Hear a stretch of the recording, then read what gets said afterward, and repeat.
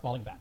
Right? That we have the United States from 1933 to 2009, steadily inventing new technologies and growing richer and richer. We have Argentina, that kind of starts 1933 within hailing distance of the United States. Maybe an 8-year gap in life expectancy, maybe a 50% gap in average standards of living. Argentina's closed some of the gap in life expectancy since 1933. It's fallen way behind in relative economic growth. It's now about 3 times as far behind the United States as it was back in 1933. So there are always countries that are sliding down on the relative income ladder, and there are always countries that are speeding up, that are catching up. In this case, Botswana, which we saw before, and they continue to catch up in spite of the AIDS epidemic. And this little blip here down in the recession of 2008, 2009, well, that happens because Botswana is a big mineral exporter and was thus hit especially hard by the recession. It's kind of growing. There are always countries catching up and falling back, and you can't rely on any one story about one country doing one or the other to account for what's going on. So what has been going on over the past 2 centuries to make the world so much more unequal a place? Well, I think there are 4 factors, and they're factors making for savings. They're factors influencing savings and investment on the one hand, factors influencing population growth rates on the other, factors influencing technology transfer and organization, the efficiency of labor in the third. But the most important factor making for a more unequal world, at least over the last 100 years, really has been communism. The fact that the middle of the 20th century saw a huge chunk of Eurasia fall under communist regimes did an extraordinary amount to widen the global distribution of income. And you can see this if you want to take a look at a bunch of different matched pairs of countries. Here we have China, and what I'm told I'm supposed to call Taiwan, a province of China, because people get upset if it's implied that there is more than one, there might ever be more than one thing that we want to call China, more than one political unit we want to call China.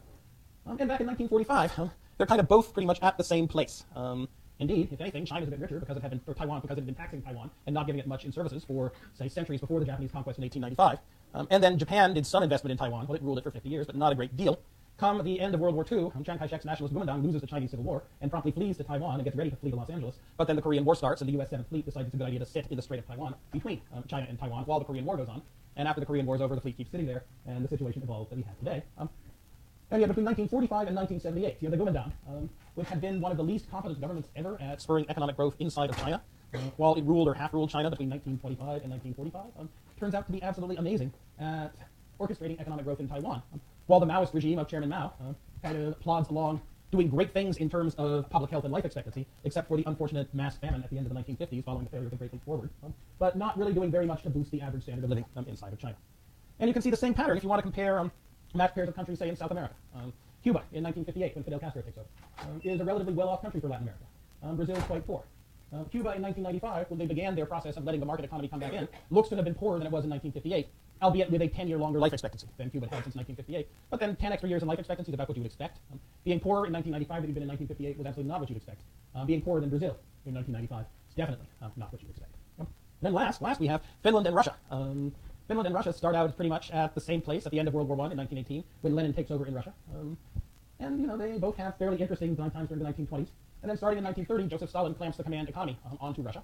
And from then on, Russia grows.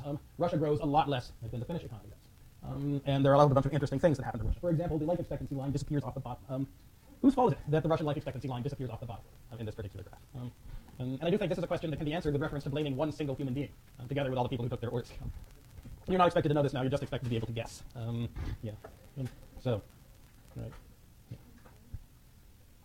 Right, and the right answer is D. Right? It's Adolf Hitler.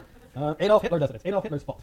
Right? That, I don't know whether it was the being taught wrong in his childhood, or a general German fear of people from the East, or even reading too many cowboy books in his youth, and they're talking about how great it was that the American people were able to spread out and colonize and establish farms all over the Great Plains. But when Adolf Hitler and his Nazi army attacked the Soviet Union, attacked Russia in 1941, the explicit aim of the whole thing was, we're going to conquer this country, and then we're going to replace everyone living there with German farmers. Maybe we'll herd the surviving Russians onto reservations and admire their crafts, maybe not. The 6 million Jews killed by the Nazi regime were just the appetizer, were just supposed to be the appetizer.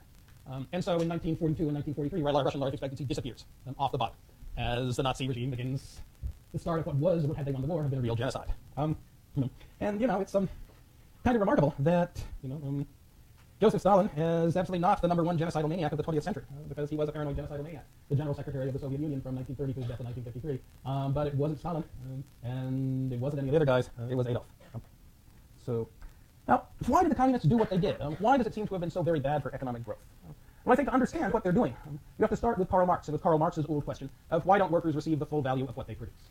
And if you look at any previous social formation to the one that we have, if you look back at the ancient world, or at, say, Imperial China, or the Middle Ages, it's pretty clear why workers don't get to consume the full value of what they produce. It's because there are people on horses with spears who ride around and who say, give me a third of your crop, or work 2 days a week on my fields, or else. And so if you're a young person on the make, say, in 12th century England. Say you're William the Marshal, fourth son of a relatively low-class baron in the middle of England, and you want to rise and have a good and interesting life. What do? Well, you practice wearing your armor, you practice riding your horse, and you practice sticking things with your spear, and you turn into this strange and bizarre combination of warrior and professional athlete. No, seriously, that when there's a war on, you go and you fight for the king, and hopefully you get stuff and steal it. And when peace is on, you ride around England and France, jousting in tournaments. With the same lance that you normally use, except that you put its tip blunted so that when you hit someone in it, you just knock them off their horse and give them a concussion, rather than killing them. William Marshall made a very good living as a professional athlete for about a decade and a half in the 12th century, before signing up to fight for the armies of Henry II, Plantagenet, King of England, in his various wars against all of his kids, which were many. Come the end of Henry II's life, he is fleeing from the armies of his son Richard, who was going to become King Richard I, with virtually no one willing to defend Henry, because after all, it's clear he's about to die, and it's clear his son Richard will be the next king. So why defend the old king against the one who's going to be king, if not tomorrow, next year, or the year after that, especially because if Richard catches up with Henry, it looks like he's mad enough to kill his father on the spot. So in any event, at a bridge, while Henry II is fleeing as fast as he can, William the Marshal catches Richard and riding in front of his army and kills his horse, says, "I could have killed you, back off," and rides back to join Richard's father, Henry II. Henry II then dies. Everyone expects that Richard is then going to kill William the Marshal. Richard says, "No, I'm not. You're the only loyal man in England, as far as I know. I'm going to marry you to the richest heiress the kingdom has." William Marshal becomes Earl of Pembroke. Later on, Lord Regent of England for Richard's nephew, and he inherits the crown. Lives extremely well. Doesn't make anything productive his entire life. It's not like he invented a new piece of software or invented a better way of making steel. But he claimed a good third of the produce of the Earldom of Pembroke for himself and for his knights and his soldiers simply by virtue of being the guy up on top. Karl Marx said that in market economies it looks very much the same, that there are people who sit on the top and they claim a third of your stuff. But Marx said they don't do it by saying, "I sit on a horse and have a spear and you don't, give me a third of your stuff or else." Instead, Karl Marx said they do this by saying, "Well, gee, I want you to hire to work in my factory, but I can't afford to pay you the full amount of what you can make. I only can afford to pay you two-thirds of what you make. There's maintenance and capital costs and rent and interest and all these other things." And this Marx thought was wrong. That is, he thought that workers deserved the value of their labor, but that in the market economy, the market economy's equilibrium will only pay workers the value of their labor power. And hence the right way to run a fair economy is to get rid of the market economy so that we can pay everybody fairly and replace the government of men by the administration of things. And Marx said the first thing you do in moving to a communist society is you've got to get rid of this private ownership of the means of production. Instead, everybody has to own the factories in some way. And the second thing you need to do is get rid of this kind of market exchange, because that's inevitably going to cheat the workers. And that's what Karl Marx said, and that's what the political movements that took power in his name believed, and that's what they tried. And it really, really did not work very well, especially in China, until Deng Xiaoping, who had been working for Mao Zedong since the 1920s, in fact, working relatively loyal for Mao since the 1920s, in spite of getting repeatedly arrested, purged, and imprisoned, having his children thrown out of third-story windows and so forth, until Deng Xiaoping emerged at the top of the heap after Mao's death in 1978 and said, what's really important about a cat is not whether it's red or white, not whether it's revolutionary or counter-revolutionary, but whether the cat catches mice. What's really important about an economic system is whether it promotes economic growth, and turn China away from Marxist orthodoxy onto its new course. But, China under Mao is not impressive. Cuba under Castro is not impressive, especially if you point out that Cuba was relatively wealthy by Cuban standards in 1989, because the Russians were giving it a huge amount of free oil, much of which it then sold in order to earn foreign exchange. The country that did the best, surprisingly, or somewhat surprisingly, is the homeland of world communism itself, Russia, which did see significant economic growth in the 3 generations of communist rule, in spite of the fact that it got invaded by the Nazis in the middle and lost maybe 24 million people in the course of that war. So that's the biggest single factor making the world more unequal today than it was back at the start of the 20th, or even at the start of the 19th century. But that's not all of it. That even within market economies, we see enormous inequality. The communism is responsible for maybe a third of global inequality today, taking account of the difficulties of transition. But that still leaves 2/3 of the inequality across nations that we see. And those we trace to differences in population growth rates, differences in savings rates, and differences in the efficiency of labor. Population growth rate differences we talked about last time and the time before. Right? A higher rate of population growth gives you a lower capital intensity, gives you fewer machines per worker, holding everything else equal, and so makes your economy less productive.